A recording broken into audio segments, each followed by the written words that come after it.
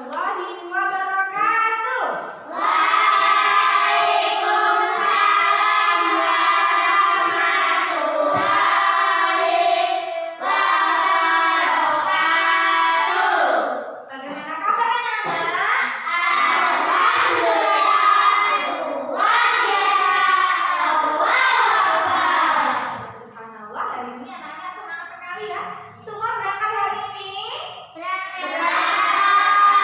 Alhamdulillah hari ini bisa berangkat semuanya. Tidak ada halangan. Nah, sebelum pelajaran kita mulai, kita berdoa bersama-sama agar diberi kefahaman oleh Allah dan diberi ilmu yang bermanfaat. Yang pimpin doa adalah anak yang paling disiplin, yang tadi berangkat awal. Siapa ya? Mbak Husna. Oh iya, Mbak Husna, silahkan. Doa dimulai. Bismillahirrahmanirrahim. Raditu billahi rabban wa bil islami dinan wa bi Muhammadin nabiyyan wa rasulan. Rabbi zidni ilman warzuqni fahman. Amin. Selamat pagi Selamat pagi anak-anak, teman-teman ya. Semoga dikabulkan oleh Allah, kita diberi ilmu yang bermanfaat. Nah, Mbak Husna tadi sudah mencontohkan berangkat pagi. Itu adalah salah satu sikap disiplin. Sikap disiplin akan mempermudah kita dalam meraih Cita-cita. Ya, kalau kita disiplin, kita bisa meraih cita-cita. Anak-anak semua punya cita-cita? Punya. Pastinya. Biar cita-cita kita tercapai, salah satunya disiplin sekolah, disiplin berangkat, disiplin apa lagi? Yang keras suaranya, disiplin apa? Ngaji, disiplin belajar, disiplin berdoa, disiplin beribadah. Nah, sebelum dilanjut lagi ya pelajarannya, dicek dulu kebersihan kelas kita. Sudah bersih ya? Nah, sudah bersih berarti anak-anak sudah siap untuk belajar. Kemarin kita sudah belajar tentang apa ya? Siapa yang masih ingat?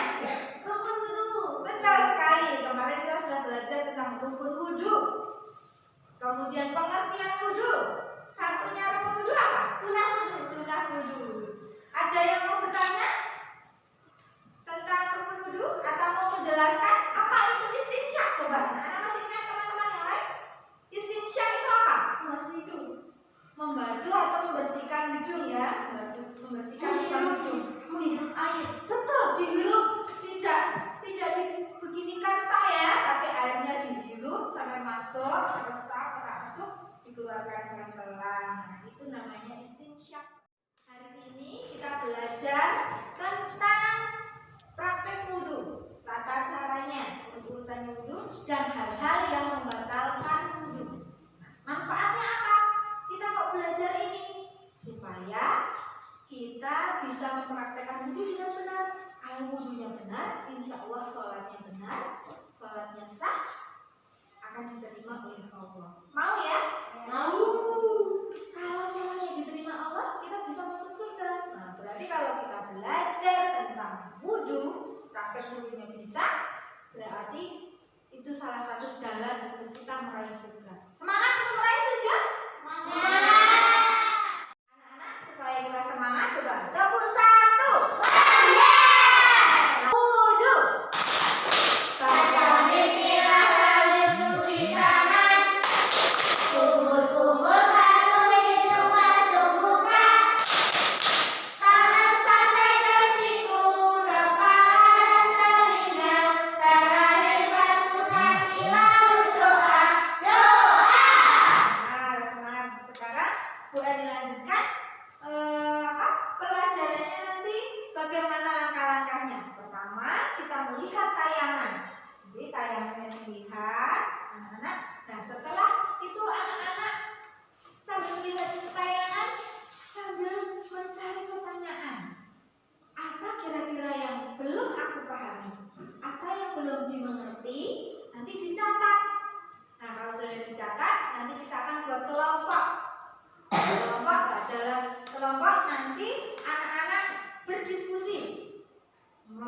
2 pertanyaan untuk ditulis pertanyaannya, kemudian dijawab oleh kelompok yang lain.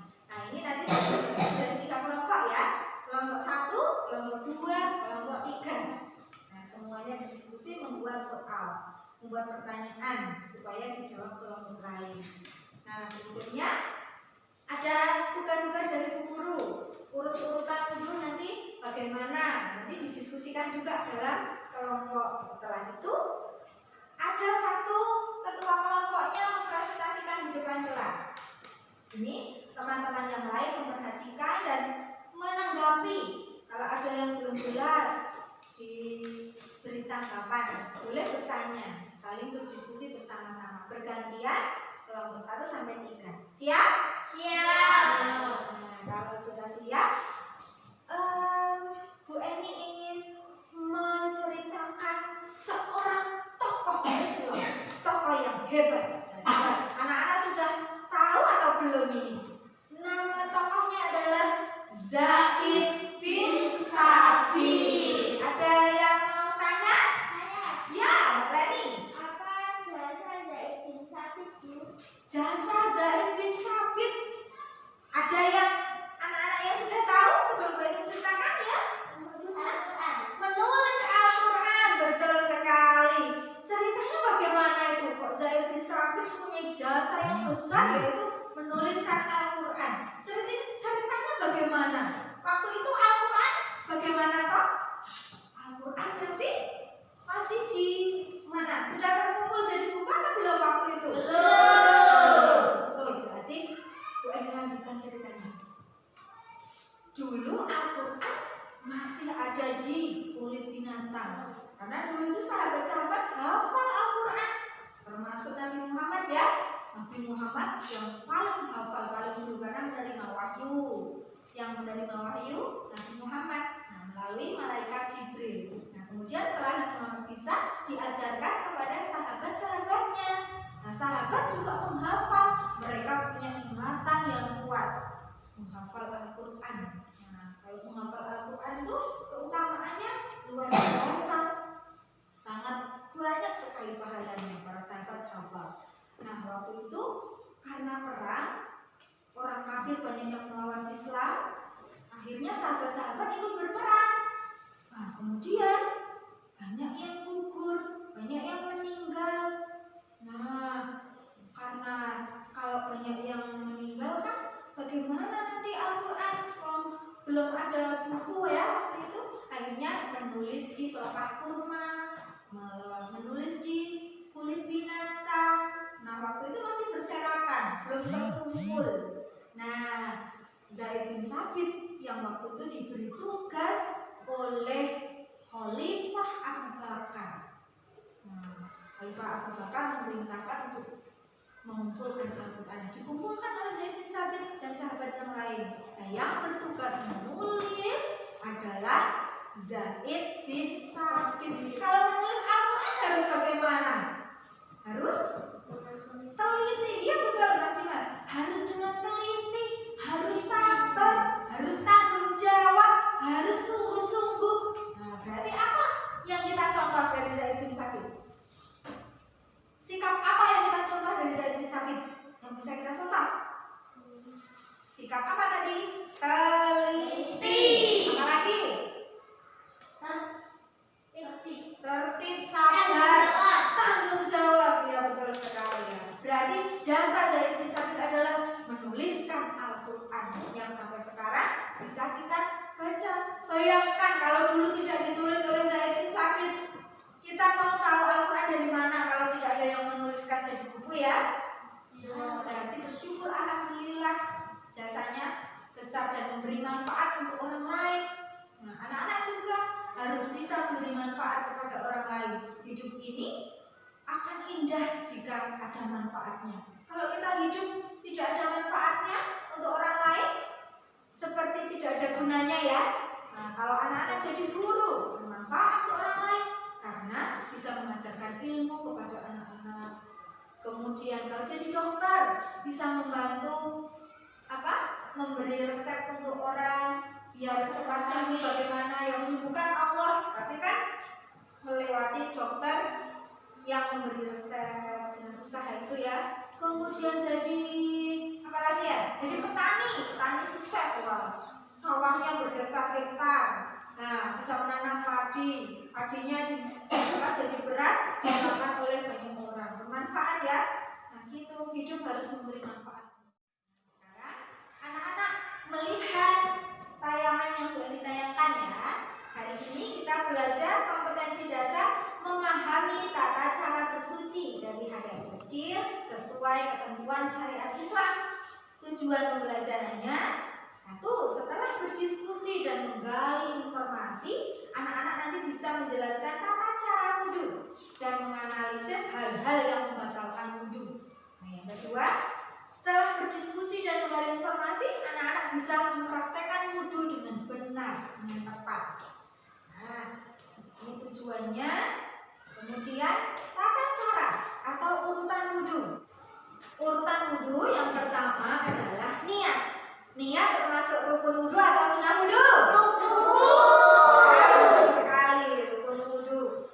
Nah, kemudian niat bagaimana ya? Bersama-sama yuk niat wudhu. Bismillahirrahmanirrahim. Nawaitu wudhu alirofil hadasil aswari fardolillahi ta'ala. Siapa? Yang kedua, membasuh kedua telapak tangan. Yang ketiga, berkumur-kumur. Yang keempat, membersihkan lubang hidung atau istinsyak. Membersihkannya caranya dengan airnya dihirup. Ya, dihirup, disedot, kemudian keluarkan. Kemudian membasuh muka. Bu, saya mau bertanya. Ya, Bu, membasuh muka caranya bagaimana? membasuh muka. Membasuh muka caranya bagaimana? Ada yang wudhunya tuh basuh mukanya hanya begini. Salah seperti itu. Yang betul membasuh mukanya adalah sampai batas ini ya. Batas dahi, kemudian ini sampai batas telinga, ini sampai sini. Jadi seluruh muka harus terbasuh ya. Mas Dimas, pertanyaannya ini hebat sekali. Tidak sembarangan basuh mukanya ya. Harus sesuai syariat itu harus sampai rata. Membasuh muka sampai rata. Nah, setelah membasuh muka, dilanjutkan dengan membasuh kedua tangan sampai siku. Kemudian mengusap sebagian rambut kepala. Membasuh kedua telinga. Membasuh kaki sampai mata kaki. Kemudian membaca doa sesudah wudhu. Bismillahirrahmanirrahim. Asyhadu an la ilaha illallah wahdahu la syarika lah wa asyhadu anna Muhammadan abduhu wa rasuluh. Allahumma ij'alni minat tawwabin waj'alni minal mutatahhirin waj'alni min ibadikas sholihin. Amin. Bisa ya Mas Brian ya? Yang lain semuanya sudah hafal? Nanti praktek kita baca ya doa sudah wudhu ya. Nah, kemudian hal-hal yang membatalkan wudhu. Yang membatalkan wudhu, yang pertama keluar sesuatu dari kubul atau dubur. Kubul itu tempat keluarnya air kecil atau air kencing ya. Dubur tempat keluarnya angin, buang angin itu loh, keluarnya buang air besar itu lewat dubur. Yang kedua, hilang akal. Hilang akal itu disebabkan karena pingsan mungkin, kemudian bisa karena mabuk, ya, karena Karena tidur dengan posisi berbaring atau tiduran. Kalau ini ada yang mau bertanya? Ya, Mas Aji? Bagaimana kalau setelah wudhu ketiduran? Kalau setelah wudhu ketiduran, nah ini kalau ketidurannya dengan posisi tiduran, boboan, berarti batal. Tapi kalau posisinya dengan duduk, karena posisi lubang anginnya kan ketutup, nah itu tidak membatalkan wudhu. Kalau dengan duduk tidak membatalkan wudhu, kalau dengan berbaring batal wudhunya. Ya Mas Aji, jelas ya? Teman-teman semuanya tahu ya? Ya, selanjutnya bersentuhan kulit laki-laki dan perempuan yang bukan muhrim. Ya, Mas Yun. Muhrim itu apa?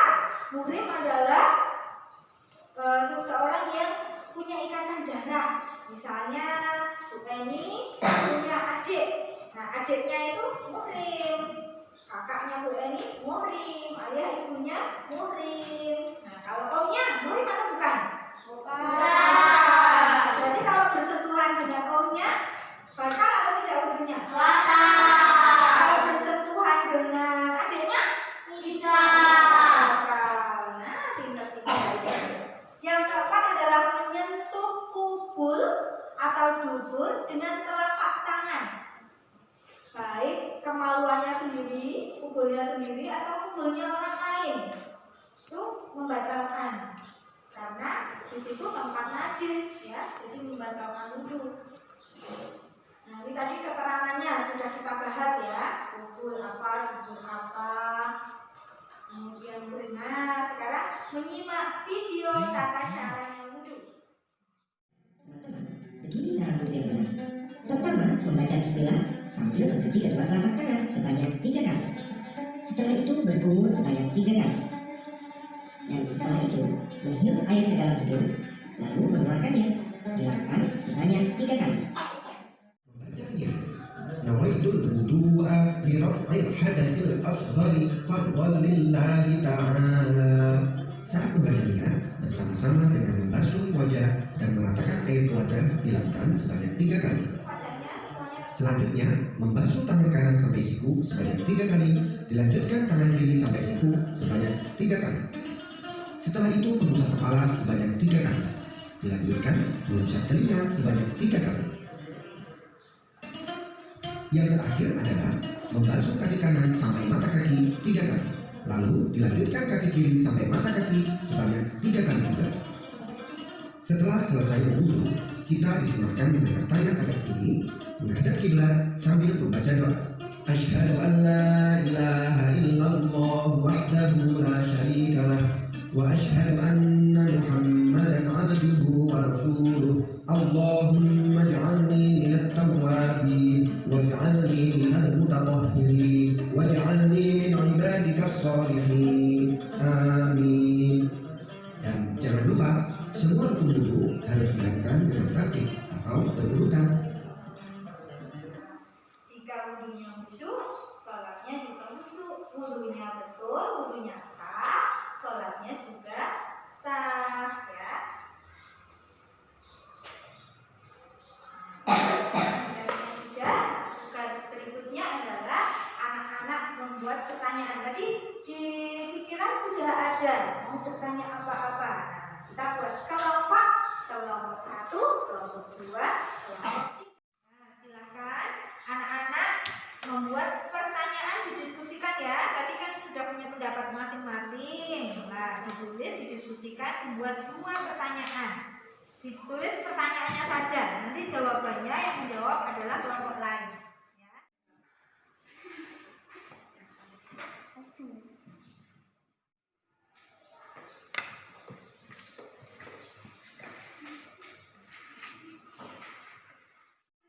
Kelompok lain, kelompok 1 tukar dengan kelompok 2, kelompok 2 tukar dengan kelompok 3, kelompok 3 tukar dengan kelompok 1. Silakan.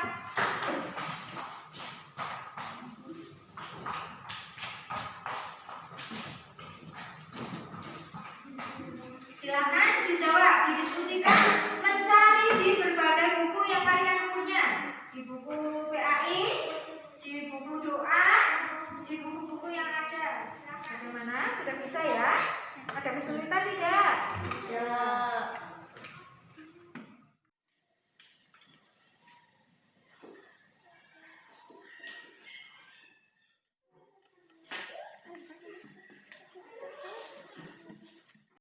Kita presentasi. Kelompok 1, silakan ketua kelompoknya. Bila telah selesai menunjukkan Pak Rama hendak berangkat ke rumah nenek mereka bersalaman. Bagaimana hukum wudhu Lila? Bagaimana hukum wudhunya kalau bersalaman dengan kakaknya?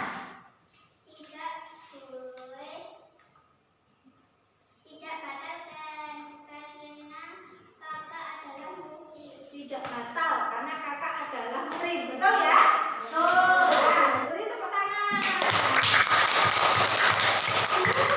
Kalau kedua baca yang pertama. Bacanya kedua membasuh, kedua telapak tangan, ketiga keempat membersihkan lubang hidung atau istinja, lima membasuh muka, enam membasuh kedua tangan sampai siku, tujuh mengusap sebagian rambut kepala, delapan membasuh kedua telinga, sembilan membasuh kedua kaki sampai mata kaki, 10 membaca doa sesudah wudhu. Ya, urutannya sudah betul ya. Nomor 2 tadi ya. Beri tepuk tangan.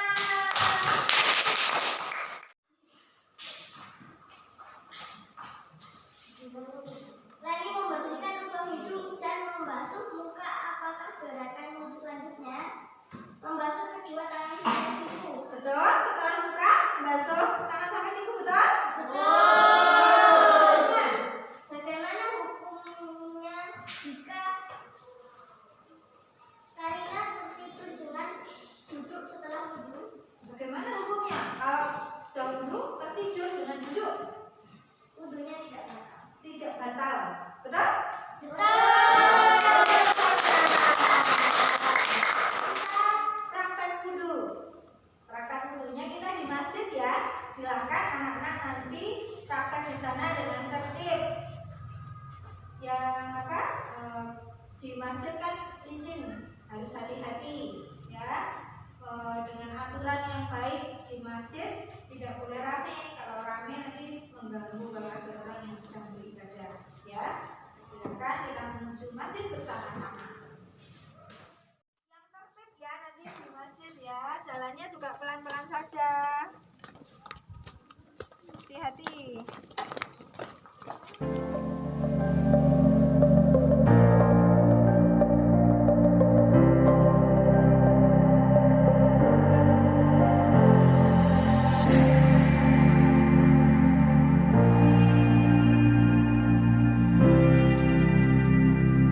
Nah, perhatikan, Mbak Leni akan mempraktikkan wudhunya ya. Perhatikan, Mbak Leni sudah siap.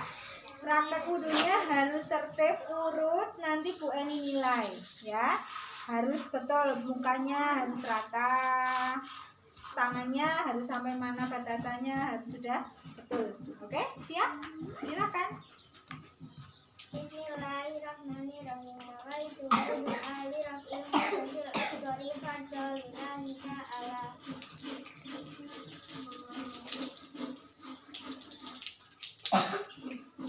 Hati-hati jangan sampai mustakmal airnya. Yang air yang sudah terpakai jangan terpakai lagi. Yang rata.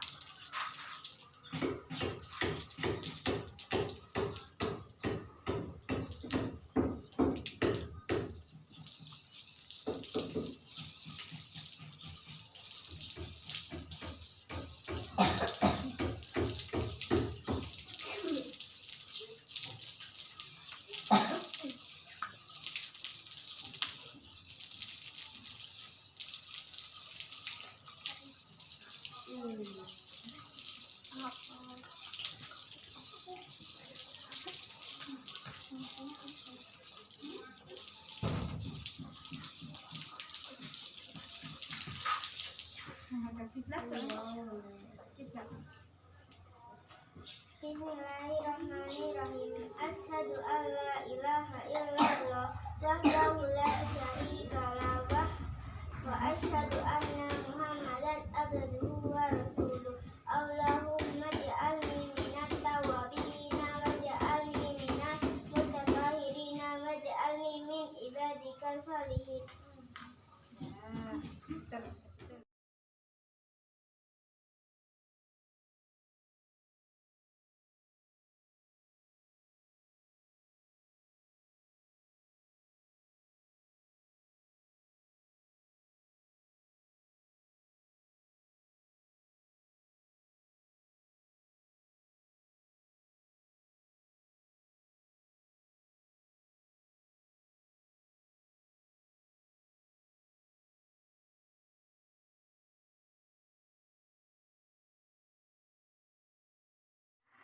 anak-anak sudah berdiskusi tentang tata caranya wudhu, kemudian sudah praktek wudhunya. Dan sekarang saatnya evaluasi untuk mengukur kemampuan anak-anak. Sudah paham atau belum dengan materi ini? Ya, silakan dikerjakan. Kelompok 1, silakan semuanya mengambil soalnya. Kelompok 2, dibagikan ke temannya. Dikerjakan sendiri-sendiri karena ini evaluasi ya. Silakan dibagikan, kemudian dikerjakan. Bu Guru beri waktu 10 menit. Ya, silakan dikerjakan. 10 menit harus selesai.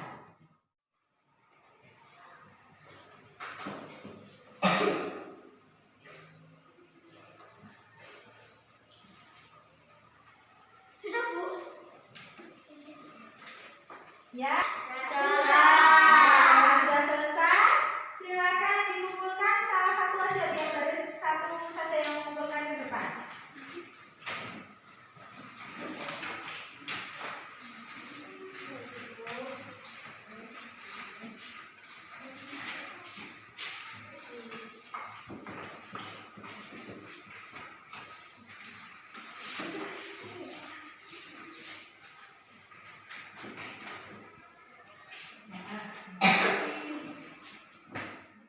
Kita bahas satu persatu. Yang tadi anak-anak sudah kerjakan, sudah betul atau belum? Nomor 1, Najah sedang melakukan wudhu sampai pada gerakan membasuh telinga, ia membuang angin atau kentut. Bagaimana wudhu Najah? Kalau kentut, batal. Apa yang harus dia lakukan? Mengulangi wudhu ya. Pertanyaannya 2, jawabannya harus 2. Yang nomor 2, Rina melaksanakan sholat tahajud pada pukul 3.45. Karena waktu subuh sudah dekat, ia menunggu waktu subuh sembari tadarus Al-Quran. Namun karena kelelahan, ia mengantuk dan tertidur dengan posisi duduk. Apakah wudhu Rina batal? Tidak. Batal. Berikan alasannya. Duduk. Karena tidur dengan posisi duduk. Nah, posisinya lubang anginnya tertutup, jadi tidak batal. Tadi betul semua ya, jawab seperti itu ya. Kita menyimpulkan bersama-sama apa saja yang sudah kita pelajari hari ini ya. Anak-anak hari ini belajarnya senang ya?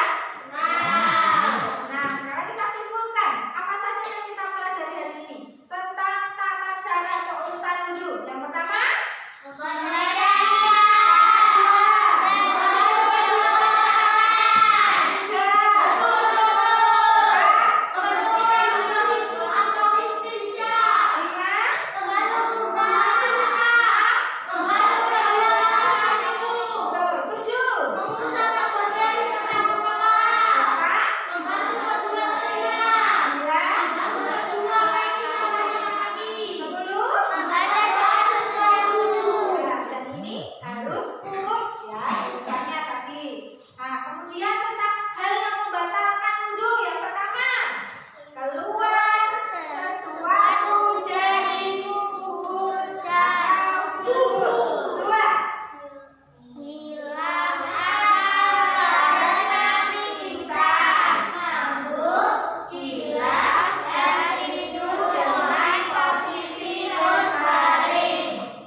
Yang ketiga, bersentuhan kulit layar.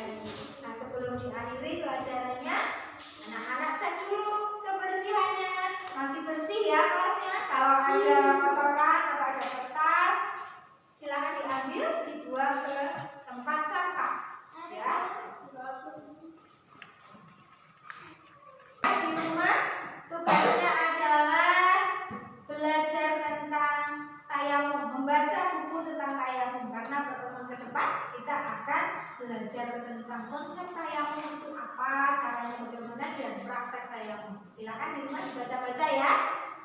Oke, semangat. Nanti juga anak-anak pulang sekolah pada waktunya duhur ya, sholat duhur, wudunya praktek yang betul sesuai yang tadi sudah dipraktekkan di sekolah ya. Aku akhiri. Wassalam.